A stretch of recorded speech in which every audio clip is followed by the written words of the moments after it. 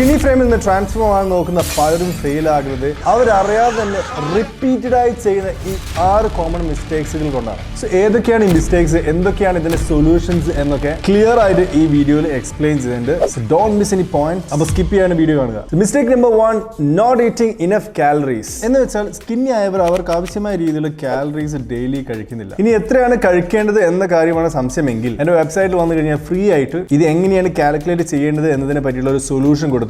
ഇതിൽ നിങ്ങളുടെ information type ചെയ്ത് കൊടുത്തു കഴിഞ്ഞാൽ കറക്റ്റ് ആയ രീതിയിലുള്ള കാലറീസ് ഇത് കാണിച്ചു തരുന്നതാണ്. Sports medicine research team weight ഗെയിനുമായി ബന്ധപ്പെട്ട മസിൽ ബിൽഡിങ്ങിനെ പറ്റി നടത്തിയ ഒരു സയന്റിഫിക് റിസർച്ചിൽ പറയുന്നത് ഇങ്ങനെയാണ്: സ്ട്രെങ്ത് ട്രെയിനിങ്ങിന്റെ കൂടെ തന്നെ കൂടുതൽ കാലറീസ് കഴിച്ചവർക്കാണ് കൂടുതൽ മസിൽ ഗെയിൻ കാലറീസ് കുറച്ച് കഴിച്ചവരെക്കാൾ കാണാൻ കഴിഞ്ഞിട്ടുള്ളത് എന്ന കാര്യം. സോ ഈ ഹൈ കാലറി ഫുഡുകളെ പറ്റി നിങ്ങൾക്ക് അറിയണമെങ്കിൽ അതുപോലത്തെ കുറെ ഷോർട്ട് വീഡിയോസ് ഉണ്ടാക്കിയിട്ടുണ്ട്. അത് പോയി കണ്ടു കഴിഞ്ഞാൽ നിങ്ങൾക്ക് മനസ്സിലാവും എങ്ങനെയാണ് ഈ ഹൈ കാലറി ഫുഡ് കഴിക്കാനുള്ളത്. Mistake number 2, over training. ഈ എക്ടോമോർഫ് സ്കിന്നി ബോഡി ടൈപ്പിന്റെ ക്യാരക്ടറിസ്റ്റിക്സിൽ പെട്ടതാണ് ഈ ഹൈ മെറ്റബോളിക് റേറ്റ്, അതായത് കഴിച്ച ഫുഡിന് പെട്ടെന്ന് ബേൺ ആയി പോകുന്ന ഒരു അവസ്ഥ. ഇതുകൊണ്ട് തന്നെയാണ് അവരുടെ ബോഡിയിൽ അധികം ഫാറ്റ് സ്റ്റോറേജ് നിൽക്കാത്തത്. ഇവരുടെ ആക്ടിവിറ്റി ലെവൽ കൂടുതലായതുകൊണ്ട് തന്നെ പൊതുവെ ഈ ഡെയിലി പോയി ഫിറ്റ്നസ് ട്രെയിനിങ് ചെയ്യാനുള്ള ഒരു ഇൻട്രസ്റ്റ് ഇവരിൽ കൂടുതലും കാണും. എപ്പോഴും എന്തെങ്കിലും ഒരു ആക്ടിവിറ്റീസ് ചെയ്തുകൊണ്ടിരിക്കുന്ന ആൾക്കാരുണ്ട്. ആയതുകൊണ്ട് തന്നെ ഇവിടെ കാലറീസ് വളരെ പെട്ടെന്ന് തന്നെ ചോർന്നു പോകും. ഇത് ഞാനും അറിയാതെ തന്നെ എന്റെ ചെറുപ്പകാലത്ത് ചെയ്തു പോയിട്ടുണ്ടായിരുന്നു. പണ്ടൊക്കെ ഡെയിലി ജിമ്മിൽ തന്നെ ആദ്യത്തെ ആൾ ഞാനായിരിക്കും, ഏറ്റവും അവസാനം പോകുന്നത് ചിലപ്പോൾ ഞാൻ തന്നെ ആയിരിക്കും.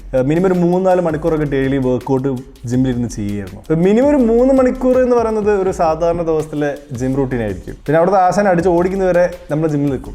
ഇതിന്റെ കൂടെ ഒരു നല്ലവണ്ണം ഫുഡും കഴിക്കുകയായിരുന്നു. പക്ഷേ എന്നിട്ട് ഞാൻ ആലോചിക്കരുത്, എന്താ വെയിറ്റ് കയറാത്തത്? നല്ലോണം വർക്കൗട്ട് ചെയ്യുന്നുണ്ട്, നല്ല രീതിയിൽ ഭക്ഷണം കഴിക്കുന്നുണ്ട്, വെയിറ്റ് ഗെയിൻ എന്ന സംഭവം നടക്കാറില്ല. പിന്നെ ഒരു പരീക്ഷണ അടിസ്ഥാനത്തിൽ ഞാൻ ഈ ട്രെയിനിങ് ഫ്രീക്വൻസി എത്രത്തോളം ജിമ്മിൽ പോകുന്ന കാര്യം ഒരു 7 ദിവസം എന്നുള്ളത് മാറ്റിയിട്ട് ഞാൻ ആഴ്ചയിൽ 3 ദിവസമാക്കി. ഇടവിട്ട ദിവസങ്ങളിൽ ഞാൻ അത് ശരിക്കും ഞാൻ മാറ്റിയതെന്നല്ല, പരീക്ഷണ അടിസ്ഥാനമൊന്നുമില്ലായിരുന്നു. എനിക്ക് വേറെ കുറേ വർക്കുകളും അതായത് പഠനവുമായി ബന്ധപ്പെട്ട പല രീതിയിൽ എനിക്ക് എക്സാമും കാര്യങ്ങളൊക്കെ വരുന്ന സമയത്തൊക്കെ ഞാൻ ഇതിൻ്റെ ഫ്രീക്വൻസിയും കുറയ്ക്കും.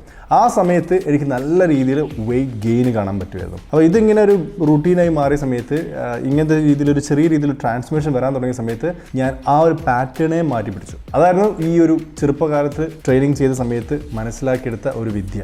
ഈ സെയിം സംഭവമാണ് എനിക്ക് നിങ്ങളോടും പറയാനുള്ളത്. വെറുതെ കുറേ ജിമ്മിൽ പോയി വർക്കൗട്ട് എന്തെങ്കിലും ചെയ്തിട്ടൊരു കാര്യമില്ല, വെറുതെ കുറേ ഭക്ഷണം കഴിച്ചിട്ട് കാര്യമില്ല. Be very specific with your training and nutrition, അല്ലെങ്കിൽ വെറുതെ ഓവർ ട്രെയിനിങ് ആയി പോകും. Mistake number 3, not lifting heavy enough. ഈ ജിമ്മിൽ പോയിട്ട് വെറുതെ ഏതെങ്കിലും എക്സസൈസുകളൊക്കെ ചെയ്തിട്ട് കാര്യമില്ല. പ്രത്യേകിച്ച് സ്കിന്നി ആൾക്കാർ ഹെവി വെയ്റ്റ്സ് ട്രെയിനിങ് തന്നെ ചെയ്ത് പഠിക്കണം. അപ്പോൾ ബിഗിനർ ആൾക്കാർ ഹെവി വെയിറ്റ് എടുക്കുക എന്നുള്ള കാര്യമല്ല പറഞ്ഞത്.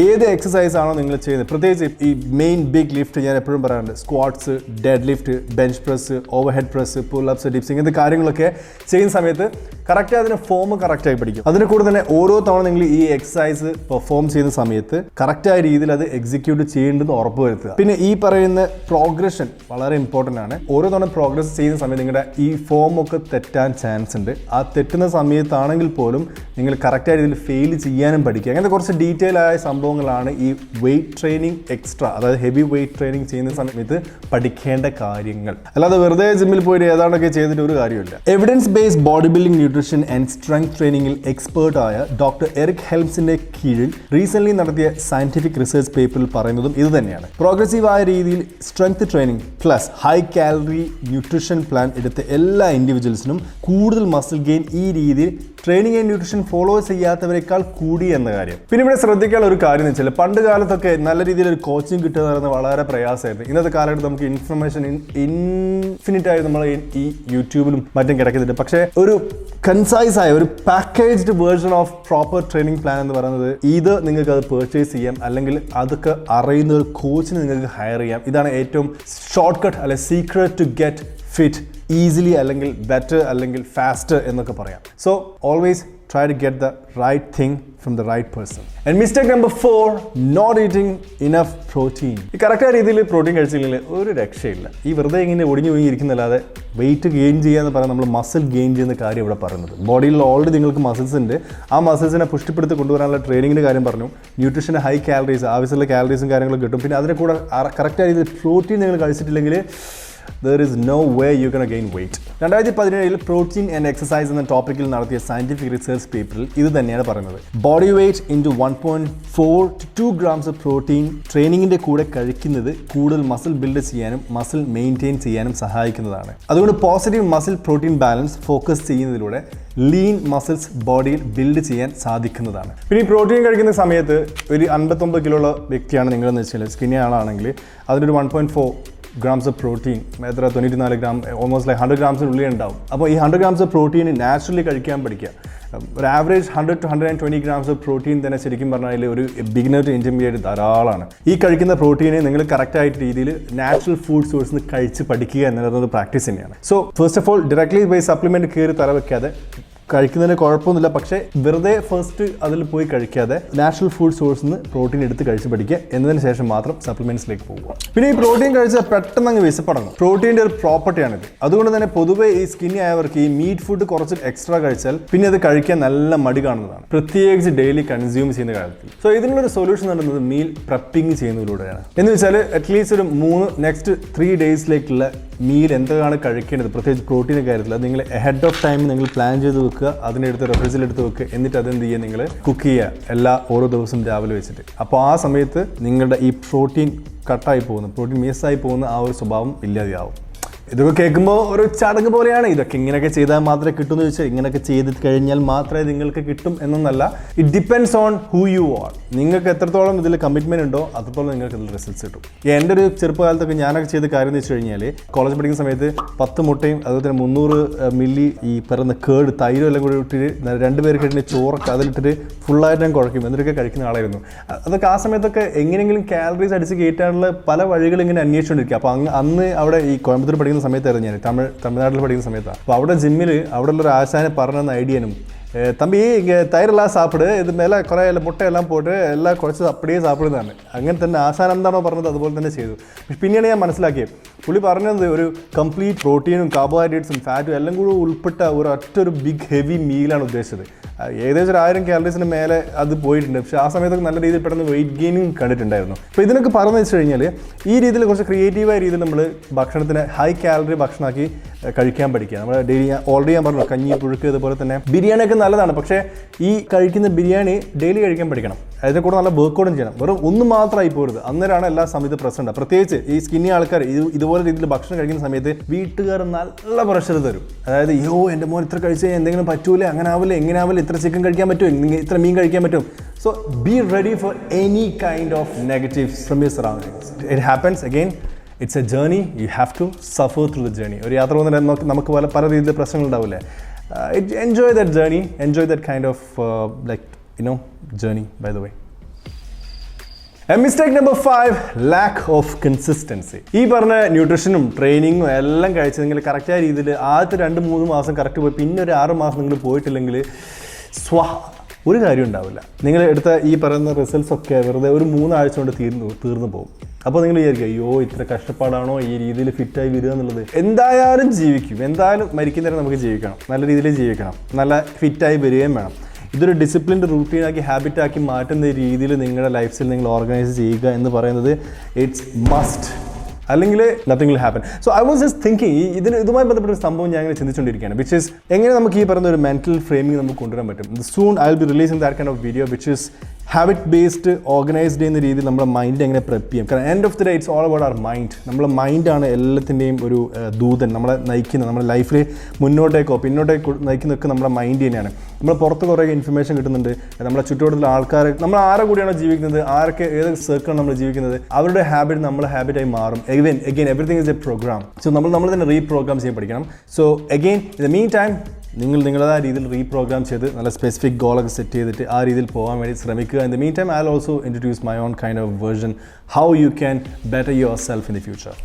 Mistake number 6, not sleeping enough. ഉറക്കം ഇല്ലാതെ ഇരിക്കുക എന്നുള്ളത്. ഇതിനെപ്പറ്റി ഒരു ഇൻട്രസ്റ്റിംഗ് ആയ ഒരു ഇൻഫർമേഷൻ ഞാൻ പറഞ്ഞുതരാം. ആയുർവേദം എക്ടോം ഓഫ് ജെനറ്റിക്സിലുള്ള ആൾക്കാരുടെ സൈക്കിക് ക്യാരക്ടറിസ്റ്റിക്സിനെ വാതദോഷം എന്നാണ് പറയുന്നത്. ഇവരുടെ സ്ലീപ്പ് പാറ്റേൺസ് വളരെ ലൈറ്റ് ആൻഡ് എപ്പോഴും ഇൻട്രപ്റ്റ് ആയ രീതിയിലായിരിക്കും ഉണ്ടാവുക. ഇതിന്റെ ആയുർവേദിക് സയൻസ് കുറച്ച് ഇൻട്രസ്റ്റിംഗ് ആണ്. ഈ സ്കിന്നി ആയവരുടെ ബോഡിയിൽ എയർ ആൻഡ് സ്പേസ് എലമെന്റ്സ് ആണ് കൂടുതലും. അതുകൊണ്ട് തന്നെ ഈ എലമെന്റ്സിന്റെ ക്യാരക്ടർ പോലെ തന്നെയായിരിക്കും ഇവരുടെ physical and mental emotional States ഉണ്ടാവുക. ഈ എയർ എലമെന്റ് എന്ന് പറയുന്നത് നമ്മുടെ വായു ആണല്ലോ. ഈ എയർ അതേപോലെ തന്നെ റെസ്റ്റ്ലെസ്നെസ് നമ്മളെ ഈ ബോഡി ടൈപ്പുള്ള ആൾക്കാർക്ക് ഉണ്ടാകും എന്നാണ് നമ്മൾ ആയുർവേദം പറയുന്നത്. അതുകൊണ്ട് തന്നെ ഇവരുടെ ആക്ടിവിറ്റി എന്ന് പറയുന്നത് എന്തെങ്കിലും എപ്പോഴും ഇങ്ങനെ ചെയ്തുകൊണ്ടേയിരിക്കും. കാറ്റിങ്ങനെ എങ്ങോട്ടെങ്കിലും ഇങ്ങനെ അടിച്ചുകൊണ്ടിരിക്കില്ല ഇങ്ങനെ. അതേപോലെ തന്നെ ആയിരിക്കും ഇവരുടെ ഈ ഒരു ക്യാരക്ടറിസ്റ്റിക്സ്. ഒരു കാറ്റ് പോലത്തെ ഒരു മനുഷ്യന്മാരായിരിക്കും. ഈ കാറ്റത്ത് പാറിപ്പോകുന്ന രീതി. അതുകൊണ്ട് തന്നെ നമുക്ക് പറഞ്ഞത് കാറ്റടിച്ചാൽ പാറിപ്പോകുന്നൊക്കെ പറയുന്നത് വെറുതെ അല്ല.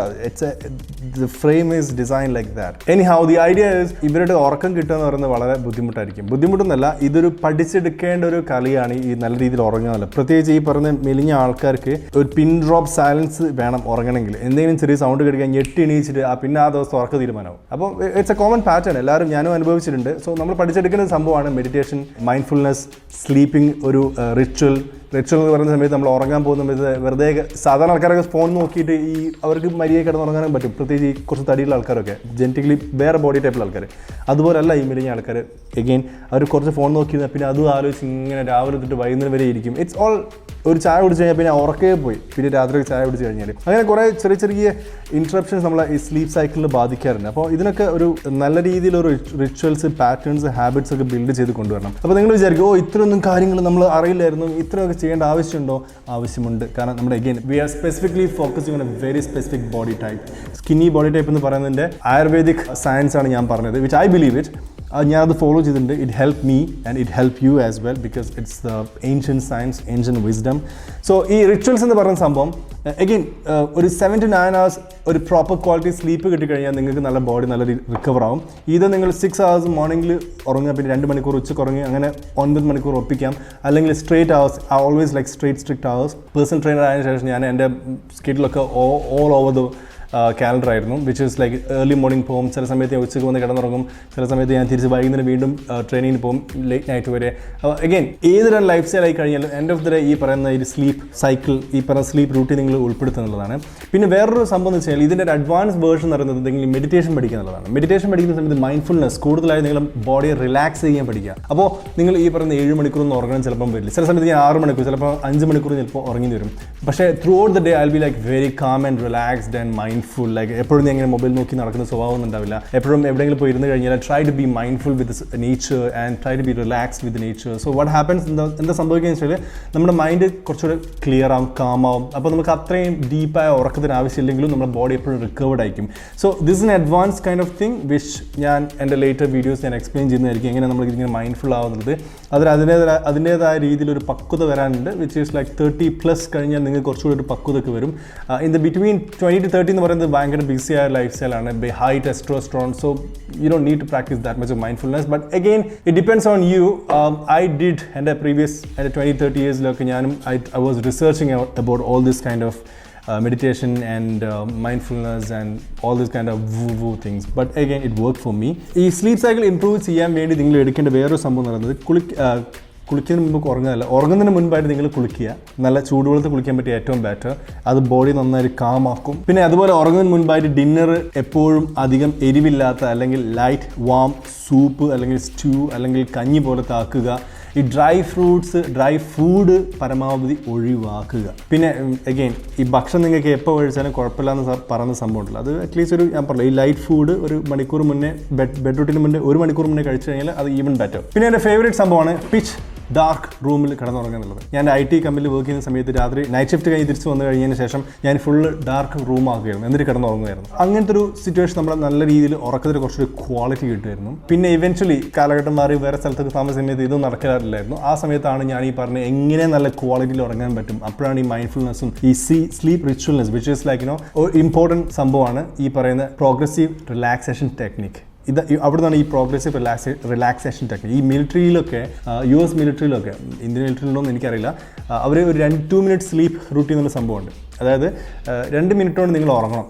ആ 2 മിനിറ്റിൽ നിങ്ങൾ ചെയ്യുന്നത് പ്രോഗ്രസീവായി നിങ്ങളുടെ ബോഡി റിലാക്സ് ചെയ്യാൻ പഠിക്കുക എന്നുള്ളതാണ്. അതെങ്ങനെയാണെന്ന് വെച്ച് കഴിഞ്ഞാൽ ജസ്റ്റ് ഇങ്ങനെ ഇരിക്കുക, പിന്നെ ഓരോ അവയവങ്ങൾ നല്ല റിലാക്സ്ഡ് ആയി പോകുന്നതായിട്ട് നിങ്ങൾ ഈ പറയുന്ന മെൻ്റലി നിങ്ങൾ ഫോക്കസ് ചെയ്യുക. ആ രീതിയിൽ മൈൻഡ്ഫുൾ ആവുക. കൈ ഇങ്ങനെ റിലാക്സ് ആയി പോവുക, ചെവിട് റിലാക്സ് ആവുക, അതുപോലെ ചുണ്ട് റിലാക്സ് ആവുക. ആ രീതിയിൽ നിങ്ങൾ ചെയ്യുന്ന സമയത്ത് ഓട്ടോമാറ്റിക്കലി വാട്ട് ഹാപ്പൻസ്, നിങ്ങൾ നല്ല രീതിയിൽ ബോഡി ആ ഒരു കാം കൂൾ സ്റ്റേറ്റിലേക്ക് മാറുകയും ഇവൻച്വലി നിങ്ങൾ ആ ഒരു ഉറക്കിലേക്ക് വരികയും ചെയ്യുന്നതാണ്. So any how these are the mistakes and these are the solutions. അപ്പോൾ നിങ്ങൾക്ക് ഏതാണ് ഇഷ്ടപ്പെടുന്നത് അത് കറക്റ്റായി ഫോളോ ചെയ്യുക. ഏതാണ് നിങ്ങൾക്ക് ചെയ്യാൻ ബുദ്ധിമുട്ടുള്ളത് അതിനെപ്പറ്റി കൂടുതൽ റിസർച്ച് ചെയ്യുക. And that's it. പിന്നെ ഒരു കാര്യം കൂടെ,